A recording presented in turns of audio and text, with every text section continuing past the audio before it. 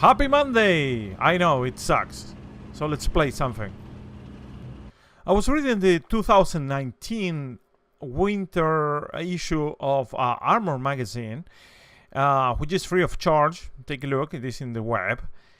And I was looking at this very interesting article by Major Fox about the employment of armor. It mentions a series of principles of which are of use when armor is employed, and principle number 2 caught my attention because of this thing of tempo. As you know, tempo is usually associated by the way that things do happen in a battlefield, like, you know, enemy casualties, engagements, the pace of operations, etc., etc. So this was very descriptively put out by Major Leonhard in his book Fighting by Minutes, which is available at Amazon.com too. And it mentions, you know, that tempo has to do with frequency and amplitude. Frequency, it is how often do things happen, and the amplitude, it is, you know, how severe or how much of impact these things do.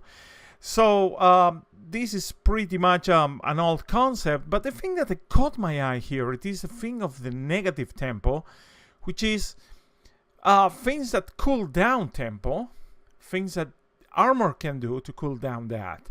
And I was thinking, what is the best example to do that? And boom, there it is. The simplest thing that I can think of, it is when you engage an enemy formation and you force them to deploy and to engage you.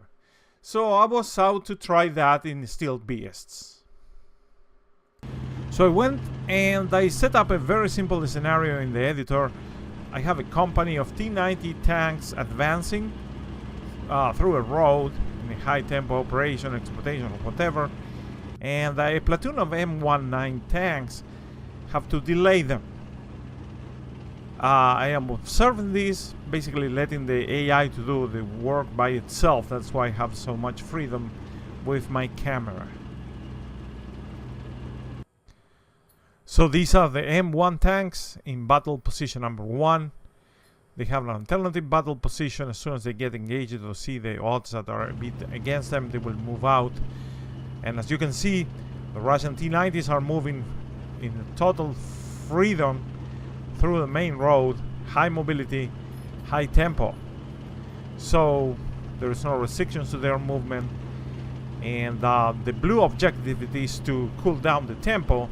So I'm gonna force them to engage, and that's what will happen.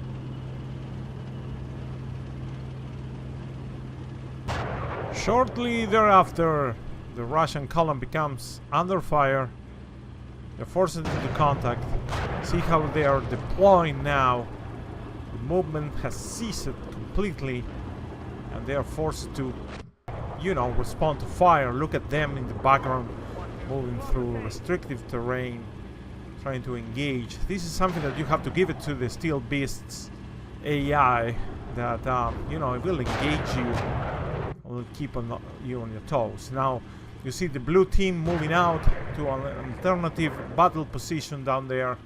There's a lot of exchange of fire, and eventually, of course, you know, as the blue forces have lost a tank, which is standing over there, eventually the red forces can move out after a couple of minutes, and we see one tank has already pelted out, but the formation is broken. All these ones following the lead tank are a bit detached, like 200 meters behind, and this is the lead tank, and he's soon going to be engaged by battle position number 2. So the formation is broken, the firepower is not there. So here's the tank. The lead tank has detected or came under fire from battle position number 2. The other tanks finally do arrive, and they are forced to deploy again. There is a lot of exchange of fire from battle position number 2. So battle position number 2 is downtown over there. It's a bit, you know, not very well thought, because fields of fire are not shared between the different components of these. Look at the sniper missiles going out, going down. But again, you see the red forces deployed, and the tempo is kind of lost.